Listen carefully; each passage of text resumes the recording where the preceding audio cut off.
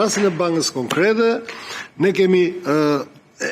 është parë dhe trajtuar licencimi në funksion të procesit të digitalizimit dhe zhvillimit dhe rrisive në sistemin, bashkë me ato kompanitë fintech, kemi licencuar dhe një bankë digjitale, dhe pjesa tjetër,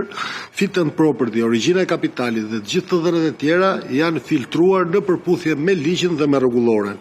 Tani eksperienca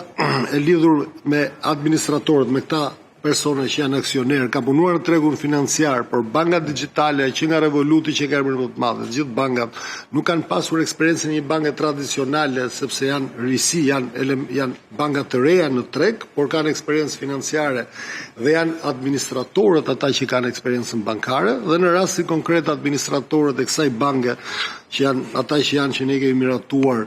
kanë një eksperiencë dhe për më tepër përveç eksperiencës në letra dhe i njohim se pjesa dërmuese janë nga tregu lokal, pra ka një eksperiencë mbi 20 vjeçare dhe kanë një performancë të mirë, pra me integritet dhe profesionale.